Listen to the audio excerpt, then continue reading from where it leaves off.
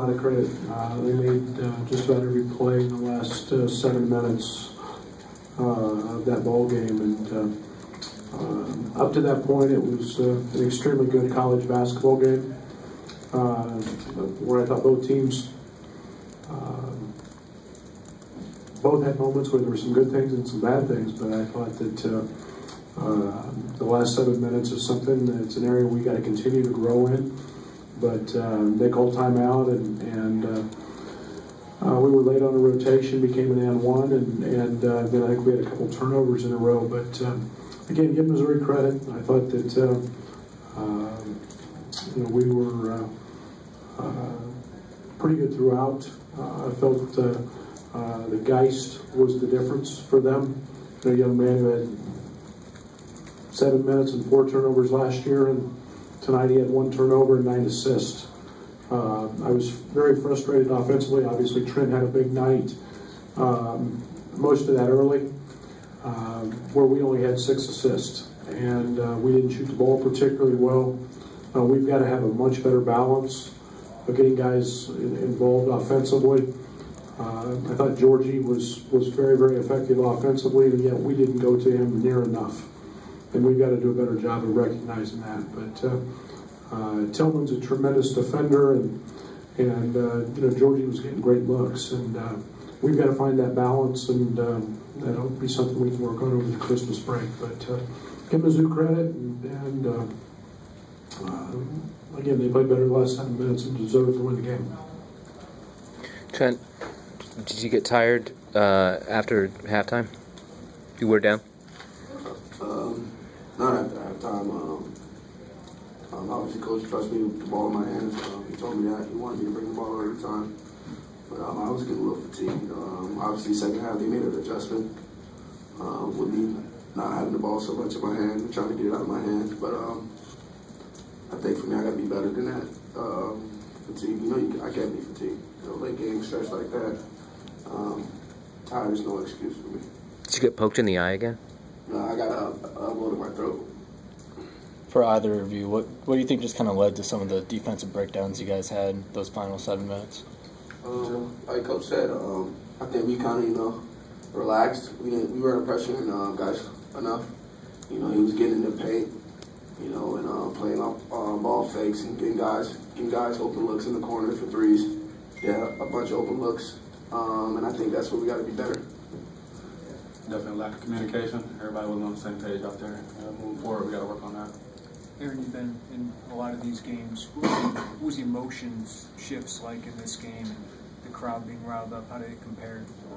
I mean, emotions were high, but just being played this game for a while, you just kind of have to ride with it. Don't let that get in your head. Tell the other guys, young guys that we have, stay poised. Kept saying attitude. No matter what happened, like they go on a run, we go on a run. Stay the course. Speaking of runs, you had a 10-2 run. You took the lead, 56-55. From there on out until that last 3 that you hit, it was 24-4 in Missouri. Were you conscious of something changing on the floor? Do you know what happened? I mean, like I said, we just didn't communicate on our defense. That's something we got to work on. It was evident. The guys were out there not on the same page, so when we get on rotation, they capitalize. Trent, how would you describe the emotions of the night? I mean, early on, the technicals, guys getting in each other's faces. What was the game like emotion-wise? I knew that it was going to be that kind of game. Them having 3 of our players, but being my second year, I stay focused and stick to the game plan. I don't get into that stuff. I just play basketball. So but the emotion was really high tonight. We were getting after it. They just fought way harder. Aaron, what do you think needs to happen for the offense to get more balance and not have to rely on Trent so much at the end of the shot clock? We got to take pride in assists, sharing the ball. We watch teams like Golden State and the Rockets, how much they share the ball. And, we got to look to do more of that. We've proven that when we get 20-plus assists a game, we win. So we have to make it a goal to go out there and do that. Guys got to hit shots. Trent, what do you think made Jordan guys such a tough opponent this year? I think he got better shooting the ball. He can shoot the ball really well now. I think that was his biggest threat tonight. But like Coach said, we didn't pressure him enough in that second half. He was really comfortable getting down the lane and just getting his teammates involved. And that's what opened up the game for him. Did it feel like that one stretch where he hit the 3 straight threes, like it was just snowballing after the first one? On the last one, it just seemed like he was going to pull up pretty much. I think he had a heat check and then he was just shooting the ball. And felt, like I said, there was possessions where we were aggressive enough inside being on the ball with him, and I think he was really comfortable tonight.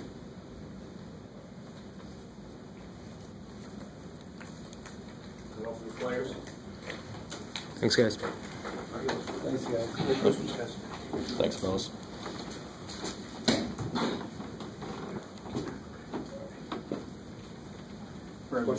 Derek, can I see a stat sheet?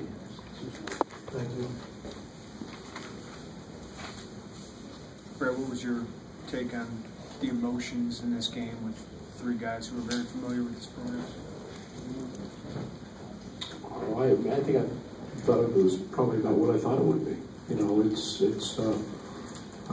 This game's fun. This game's what it should be about, and I said it many times. It's great to have it in this city. They care so much about basketball. It's halfway in between. You get 2 programs that have tremendous history,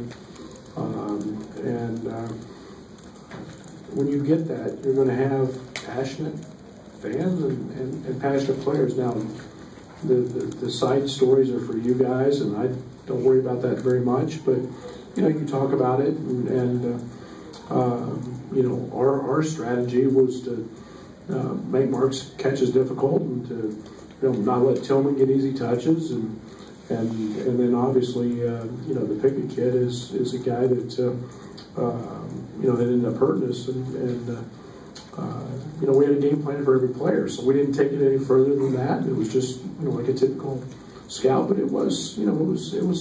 This is what college basketball needs, more of these, and this is one of the great ones. Coach, what did Pickett do that was so effective, and did anything about the game he played surprise you at all?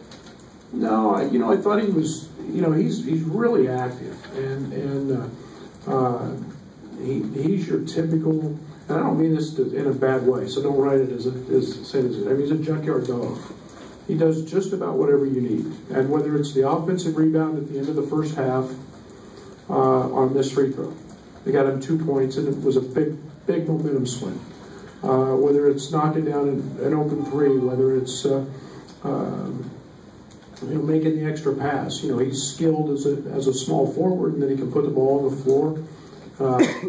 He affected the game that way, and as he continues to grow on the defensive end, he's got a chance to be an elite defender as well. Aaron mentioned the communication issues. How much has that been a trend or something ongoing for you? How do you address that? Well, it's 5 guys, and again, I say this all the time. If you ever cheat the game of basketball, the game will always win. You can't do that, and it takes 5 people being on the same page. And we were in a ball screen coverage that 2 guys thought we were in, and the other 3 thought we were in another one, and those lead to breakdowns. And that's when we have to have leadership on the floor. We've got to become better at that, and that's on me. And that's I'll take all the blame for that. And we switched back later, and again, we had one guy make a bad rotation, and it led to another 3. And we didn't make any of those mistakes until the last 7 minutes. And we have a saying in our program: we've got to be tough, and it's toughness to be so we can be disciplined, so we can execute in the last 7-8 minutes of the game. Why do you think that's happening in those last stretches then? I can probably come up with 100 excuses. I wish I knew. We've got to become better. We've got to have better leadership. We've got to work on the end of practice things, becoming better at the end of practice. I wish I could pinpoint it, because I'd sure as heck stop it. And that's something we've got to get handled. I know one of your objectives was to get to the free throw line more. Well, you got to the free throw line more tonight, but you missed 4 straight, which 6 straight, which kind of set the tone for towards the end of the game there. Well, and again, those are winning plays. And there's no greater play than free throws when drawing a foul and going to the free throw line and making 2 free throws to stem momentum, and because it's a stoppage of play. And we had a 500 free throw week. We told our guys this week around finals, you had to make 500 free throws and record them. And it's unfortunate. We stepped to the line and we missed 6 in a row, and you do that in a game that goes down to the wire and it's really close, and it will cost you. Brendan, not a productive night for Io. What did you see that just wasn't clicking with him? Well, you know, it's obvious that first minute and a half he's out of the game. He's got 2 fouls, and he had a great week of practice, and again we've got to find a balance between he and Trent, and you know, where he's flowing again offensively, and you know, right now he's been a very good 3-point shooter until his last few, and we got to get him making shots again, and again, part of it may be scouting, I don't know, but you know, just a game out of rhythm. I don't want to make too much of it. He's been really good in practice this week, so you know, on to the next. Just finding a balance between those two, is that something that's been an issue? Well, like tonight, I wanted Trent with the ball late because of the way they were guarding ball screens. They were bringing 2 guys to him, so they was going to create something open. And, you know, we saw Kipper get some good looks. He got a couple good looks, and you know, Dre got a look. But again, you know, that's the scouting part of it. When I was on the ball, they weren't doing that, and it's a different feel. So. You know, it's nothing big. We've just got to learn to play off that a little better. Coach, maybe missing offensively where you only had 6 assists. I mean, that's one way you get Georgie enough shots. That's one of the things that we're going to get changed now. We're going to get Georgie the ball, and Georgie's scored the basketball against some of the elite players in the country defensively. Tonight, Tillman's one of them. Brandon Clark, Goman, Georgetown. You name it, he's had a lot of success. We've got to start playing more inside out. He's a very good free throw shooter. We want him at the line. And then the thing is, he's an unbelievable passer. So we've got to start playing through him a little bit more. Coach, Alan Griffin's struggling to get minutes. What does he need to do going forward to change that? Just keep working. He'll be fine. Alan's a guy I probably should have put in the first half a little bit. Yet it's we're going to need his offense and what he brings. But I'm a big Allen fan. He keeps working really hard. He'll be just fine. Coach Trent had a lot of points in the first half. How are you trying to get him in shots in the second half? I was actually trying to get him to pass a little more. I was a little more concerned about when one guy scores all your points. Very difficult to win a college basketball game, and yet the attention that he was drawing was one that I knew he would spray the ball and we could get some shots. Kipper had a tough night shooting it. I think he was 0 for 6 from 3 and 3 for 11, and you know, Io misses a couple. And my biggest concern offensively is we can't shoot 29 threes. We cannot continue to keep doing that. We're a good shooting team, but we've got to find better balance, and that's got to start with getting the ball inside a little more. What goes into the decision to go with what's Tyler giving you that you're putting him in maybe over Allen? Yeah, defensively he doesn't make any mistakes. Tyler's a great outside defender. Offensively, we know we're probably not going to get a ton of offensive production from him, but he knows our stuff. He gets us in it. He's probably the best passer on our team. But defensively, he's always in the right spot, and the ball seems to find him. And that's where he's a little bit ahead. What decided the Adonis Samba minutes distribution tonight matchups? I felt going into this, both of them were going to have to play, and I thought that, you know, with Nico and with Tillman, that those were good matchups for him, and you know, he could go throw his 265 pounds around and be effective, and he had a good week of practice. And, you know, moving forward, we need AD, and you know, yes, Samba gave us some great things defensively, and We've got both those guys stepped up and missed free throws, and that's something we can't have happen. They've got to get, we've got to become more comfortable at the line for them. How much is Adonis struggling with his knee? I don't know. You may have to ask him that. I mean, I think it's, for him, it's just as much a conditioning piece as being out for 9 months, 10 months, and playing his way back. It's not like with an ACL that you just say, hey, go get on the treadmill and run extra. You've got to kind of play your way back into that through practice. And, I thought he looked pretty good tonight. He's still not comfortable. He fumbled the ball that he probably should have had, and he's,